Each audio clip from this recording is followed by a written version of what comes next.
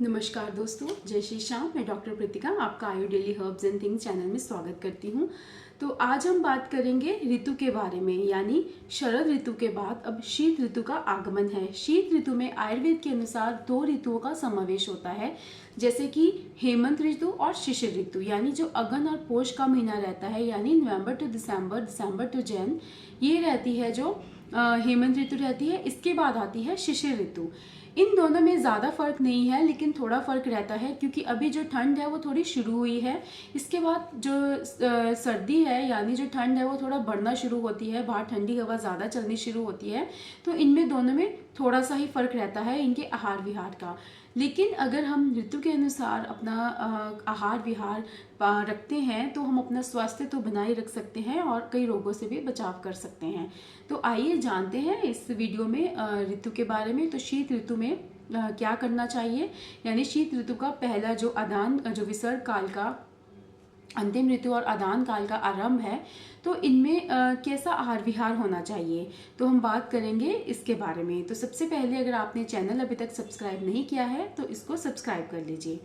तो हम बात करते हैं शीत ऋतु के बारे में। शीत ऋतु में हेमंत ऋतु के बारे में, यानी November to December, December to Jan में अभी जो ठंड है वो इतनी इसमें पड़नी शुरू नहीं होती है। ठंड का जो है शीत ऋतु का आरंभ ही है, हवा जो है ठंडी हो जाती है। तो थोड़ा आप अपने जो स्वास्थ्य का है थोड़ा ध्यान रख सकते हैं, क्योंकि इसमें वात और कफ जो है वो तो संचय रहता है, लेकिन पित्त जो है, अंदर गर्मी जो है वो बढ़ती है। तो पहले जो हम बात करते थे ऋतु में कि जठर अग्नि जो है मंद है। तो सबसे पहले तो इस ऋतु में अगर आपको अपना स्वास्थ्य अच्छा रखना है और स्वास्थ्य को पोषण देना है, तो ये ऋतु उसके लिए सबसे उत्तम मानी जाती है। वर्षा ऋतु और ग्रीष्म ऋतु के कंपैरेटिवली ये ऋतु जो है, इसमें आप अपने शरीर को न्यूट्रिशन दे सकते हैं पूरा, और अपने शरीर को स्वस्थ बनाने में पूरी वातावरण की मदद ले सकते हैं। तो आइए जानते हैं कैसे। शीत ऋतु में देखा जाए तो जठर अग्नि जो है अपने पूरी प्रबल पे होती है, पूरी स्ट्रांग हो जाती है। लेकिन इसका भी एक ध्यान रखना चाहिए कि बाहर ठंड कितनी है। अगर ठंड ज़्यादा नहीं है, मौसम के अकॉर्डिंग ठंड कम पड़ रही है, तो ये ऋतु का हीन योग माना जाता है, यानी कम ठंड है या मिथ्या योग माना जाता है।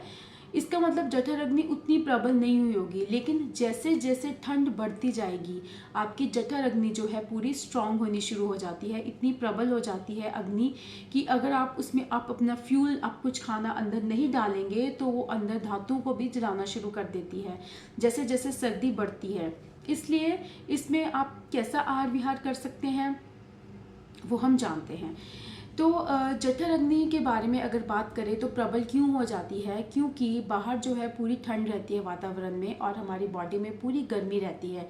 उसकी वजह से जो अंदर हीट है बॉडी में वो स्टोर रहती है, स्टोर होने की वजह से वो अंदर ही अंदर बढ़ती है, इकट्ठी हो जाती है, और जो डाइजेस्टिव फायर है वो अपने पूरे स्ट्रॉन्ग रहती है।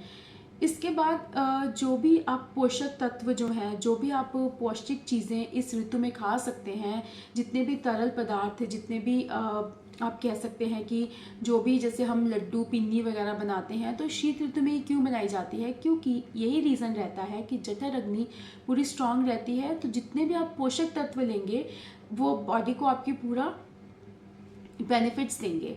तो इस ऋतु में आपका आहार कैसा होना चाहिए, आप इसमें घी, मक्खन, दूध और भी जितने काजू, पिस्ता, बादाम, इन सब का आप यूज़ कर सकते हैं। ये सब अपनी डाइट में आप शामिल कर सकते हैं। ये सब खाइए। जितने भी मौसमी जो संतरा आ रहा है, केला है, सेब है, और ये जो जितने भी अनार है, पपीता है, ये सब फ्रूट्स आप खाइए।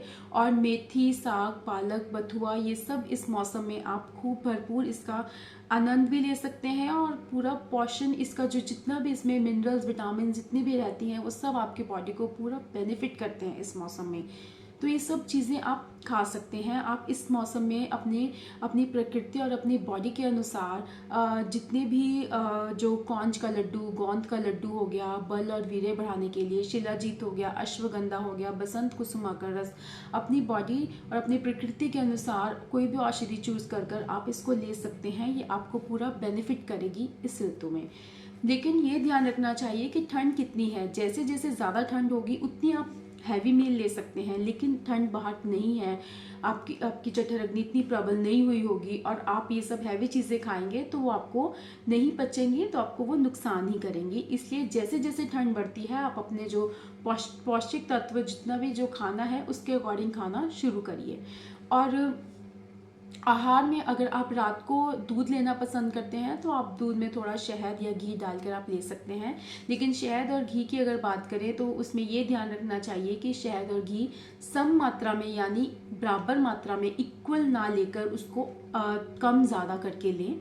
शहद और घी को कभी सम मात्रा में ना लें। और अगर आपको इन चीज़ का ध्यान नहीं है तो आप दूध में घी या फिर अकेला शहद डालकर भी उसको ले सकते हैं। और दूध को सोने से पहले 1-2 घंटे 2.5 घंटे का गैप ज़रूर रखें। आपका विहार कैसा हो, खाना जो है रात को देर से ना खाएं। अगर आप लेट नाइट खाना खाने की आदत है तो आपको वो छोड़ देनी चाहिए। खाना वैसे हर ऋतु में ही टाइम पे खाना चाहिए।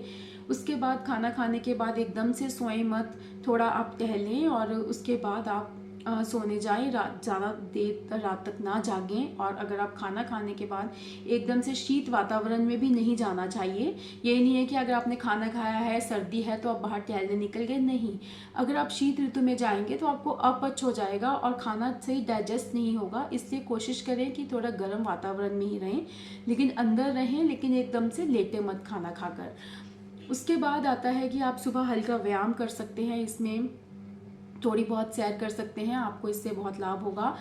सबसे इम्पॉर्टेंट जो इस ऋतु में रहता है विहार में, वो अब क्या करना चाहिए, आपको तेल मालिश ज़रूर करनी चाहिए।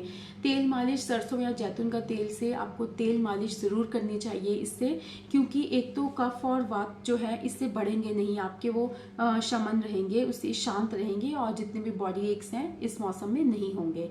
और तेल जैसे जैसे ठंड बढ़ेगी बॉडी की जो ड्राइनेस है वो भी बढ़ेगी। तो अगर आप तेल मालिश करते रहेंगे, कोशिश करें कि नहाने से 1 घंटा पहले आप तेल मालिश करें और उसके बाद जब थोड़ा टेम्परेचर आपके बॉडी का नॉर्मल हो जाए तो फिर आप नहा सकते हैं।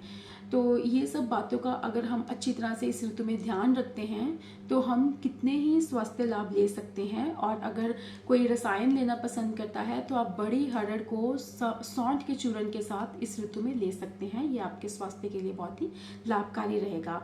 और अगर किसी को कब्जी की शिकायत भी रहती है तो अगर आप कुछ अपने पोषक तत्व के लिए कुछ आपने मेडिसिन चूज़ करी हैं, अश्वगंधा, तो इनका पूरा लाभ उठाने के लिए आप कोशिश करें कि सबसे पहले अपनी कॉन्स्टिपेशन ठीक करिए, तो उसके बाद ही ये जो सब चीज़ें आपको बेनिफिट करेंगी।